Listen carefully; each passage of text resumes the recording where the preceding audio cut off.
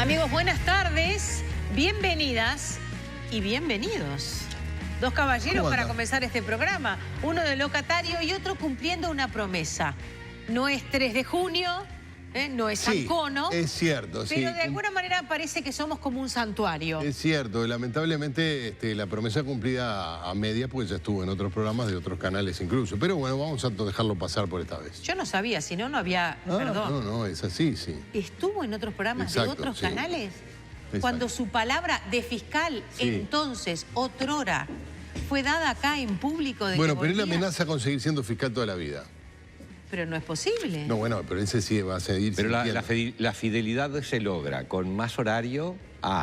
Logra mi fidelidad durante toda la tarde. Es un tema de horarios. Así que... ¿Usted cree que estamos cambiando nosotros, negociando? La palabra dada es la palabra dada. Así que anduvo por otros programas. En el día de hoy simplemente quiere decir que no exorbité el día. No exorbité. Simplemente que ustedes tienen una locución a la tarde y hoy mi locución se inició tempranísimo. ¿Sí? Y bueno, si soy requerido no es mi culpa. Debe de ser este perfil apolíneo que me caracteriza. ¿Puede terminar requerido? No se puede creer. ¿Puede terminar requerido? Siempre. Cualquiera de nosotros puede terminar con sus huesos en algún establecimiento de detención. Quizás algunos tienen suerte y quedan en el interior de la República. ¿En el interior es una suerte? Es una suerte. Las cárceles del interior son una cosa y las cárceles de la zona sur son otra. Ayer me permití alguna broma al respecto, haciendo alguna charla, en el sentido de que son las clasificaciones que se hacen de los reclusos y tienen lógica, pero no todos tienen la mala suerte de ir al módulo 8 del CONCAR. Ese es otro de los problemas que capaz que hoy podemos abordar si me dejan hablar. Señor fiscal, fiscal renunciante, dijo Gerardo. ¿Dejó de ser fiscal? Mire, los presidentes empezaron por los presidentes norteamericanos, los presidentes uruguayos también lo usan. Cuando han dejado de ser presidentes, sin embargo, se les denomina también presidente. Así que yo preferiría que me dijera fiscal y en todo caso, si me quiere añadir un término a posteriori de fiscal jubilado, fiscal retirado... Mandato cumplido. Pero déjeme, el ex suena, no sé... En mi inconsciente suena algo un poco más oscuro, el ex. Pero que se denominan, las mujeres hablan muchos de el ex y en términos no siempre de elevación, sino peyorativos. Bueno, no me ponga el ex adelante. Pero tíreme por favor, que era la promesa. Doctor Subía, vamos por el abogado que hay en usted al margen de la fiscalía o del ejercicio de la fiscalía. Es un dato de la realidad. Usted es un ex fiscal. Yo soy un fiscal jubilado. ¿Qué le parece? Son opciones. No al lugar, me parece, pero no importa lo que me parezca. Ustedes pensarían que las neuronas de un día para el otro empiezan a funcionar como un abogado defensor. No. Algunos pueden tener esa suerte. En mi caso no tengo esa suerte porque mis neuronas están cada vez más en el sentido fiscal, aunque deje de haber sido... ¿Qué significa? Porque quizás los televidentes no lo tengan sentido del todo claro. La percepción del fiscal, que somos siempre una minoría frente a la cantidad de abogados que hay en el Uruguay, significa que yo como fiscal tengo una percepción de la necesidad de persecución penal y sanción penal en serio. Ese sería mi lema, mi divisa si estuviéramos en la Edad Media.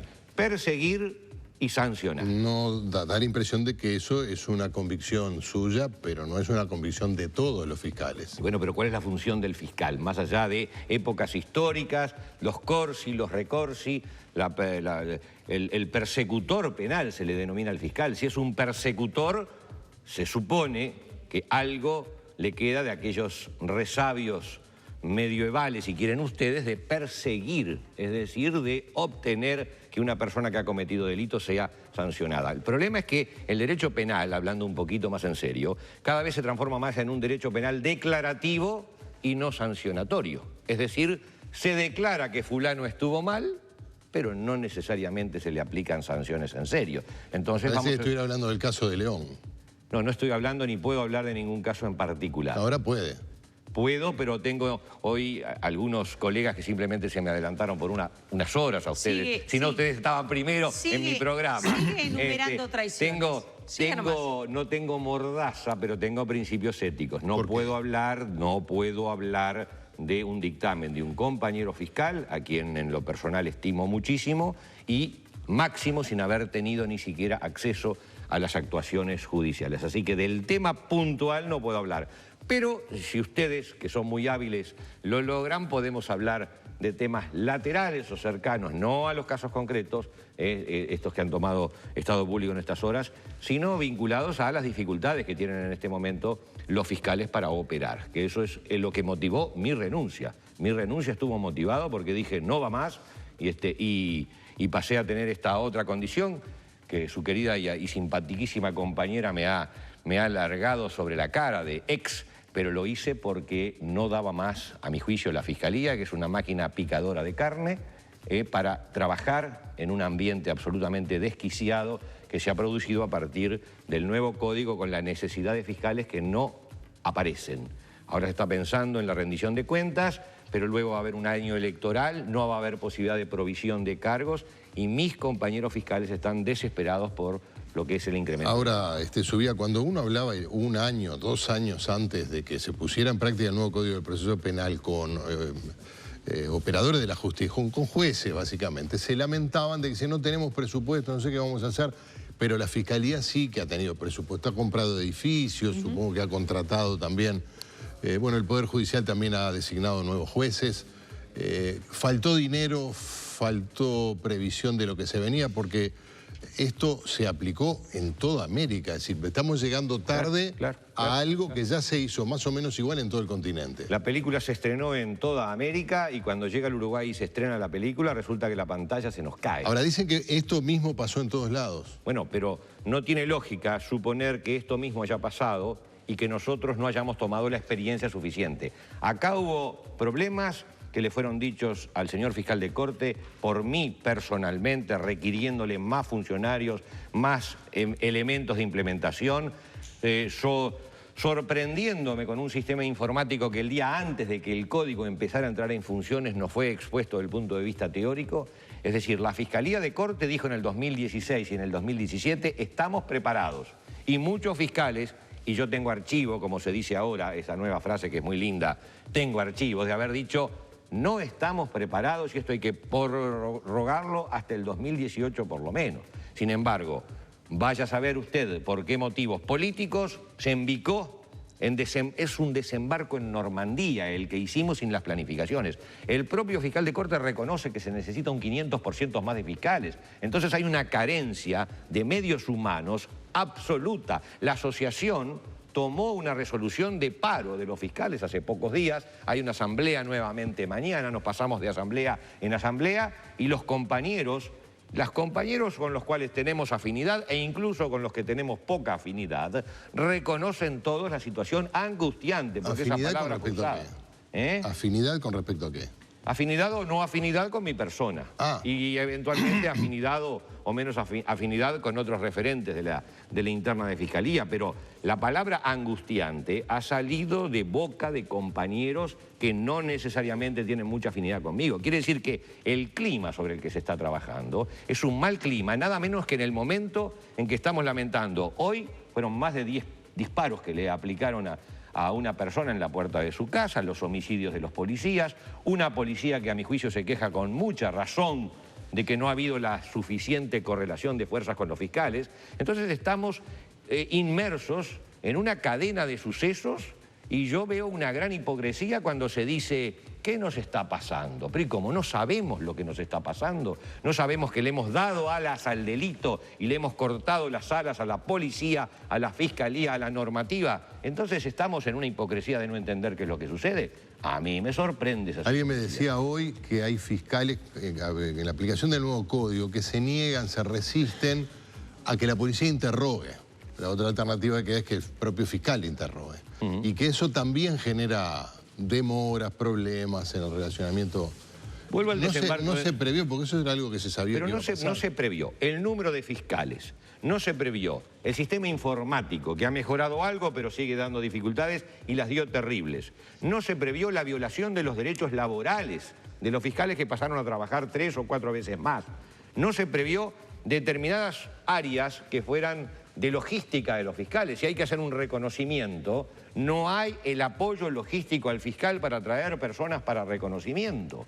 No se previeron los desplazamientos, no se previeron las demoras de las audiencias, no se previeron las licencias de fiscales que en el interior de la República trabajan durante de repente 30, 60, 90 días, sí, sin obtener el día de descanso pertinente.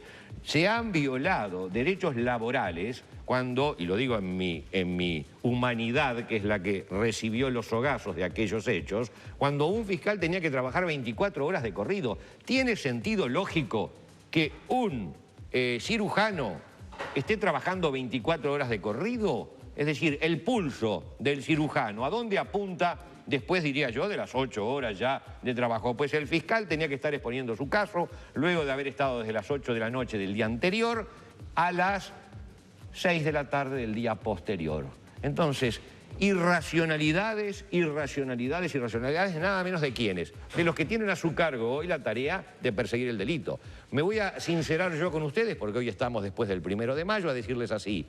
Yo como fiscal, después de 11 horas de trabajo recibiendo llamadas de la policía, rogaba a Dios que me diera la fluidez verbal necesaria para el próximo caso que me iba a plantear la policía, tratar de verle la vuelta, porque ya no tenía capacidad para llevar más casos al juzgado. La palabra archivo para un fiscal es muchas veces sinónimo de la gracia de Dios, porque es la forma de evitar una bandeja de 1.100 casos o 1.800 casos o 2.000 casos, como tienen otros fiscales, donde el fiscal lo que sueña es con poder archivar. Y tiene lógica que un pintor sueñe con no pintar, porque el archivar representa el no accionar como fiscal. Entonces, esas irracionalidades, se le suman las irracionalidades del nuevo código, con la suspensión condicional del proceso, donde llévelo y páguelo en cuotas, a pesar de delitos gravísimos,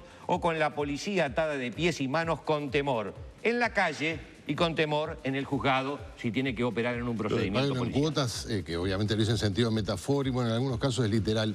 ¿También en delitos complejos, en delitos gravísimos? ¿A usted qué le suena la palabra prisión y qué le suena la palabra penitenciaría? A todos, más allá de que tengamos o no entrenamiento jurídico, la palabra prisión suena a cosa suave y la palabra penitenciaría suena a cosa pesada. Pues bien, la suspensión condicional del proceso se aplica a delitos cuya pena mínima llegue hasta los 3 años de penitenciaría. Una rapiña, Sotelo, una rapiña con el arma en la mano, apuntándole a la cabeza de la cajera, y ahora otra vez hago una alusión a los hechos de último momento, una rapiña donde el individuo le está apuntando a la cajera antes de que presione el gatillo si alguien le toma la mano y lo detiene, es una rapiña en grado de tentativa.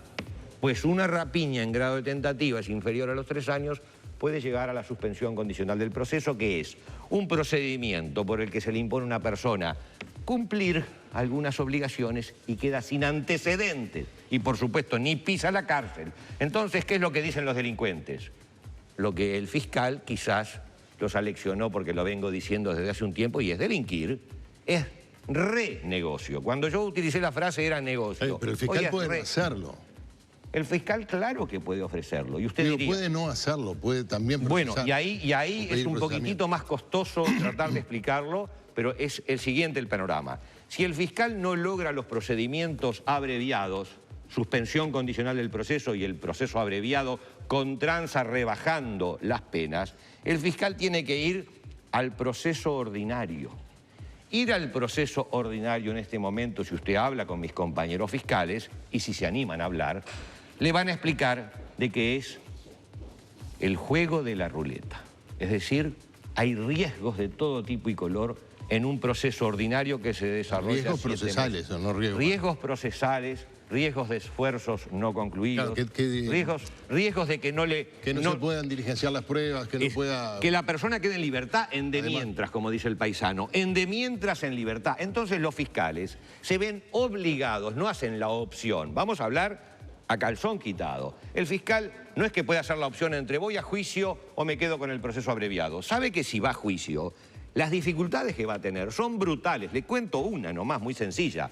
Una víctima como en el sistema anterior, a 12 horas de que era rapiñada o de que era abordada en forma violenta, la víctima iba al juzgado, algunas con miedo, pero otras con la adrenalina que yo vi, que a la víctima le decíamos, señora, reconozca de atrás. No, no, se adelantaba, le pegaba en el vidrio espejado al delincuente y le decía, a vos te vi, a vos te voy a... Es decir, la víctima está en su momento de apogeo para hacer su declaración porque está con la adrenalina. 7 meses después, es otra historia. Imagínense una película que dijera 7 meses después.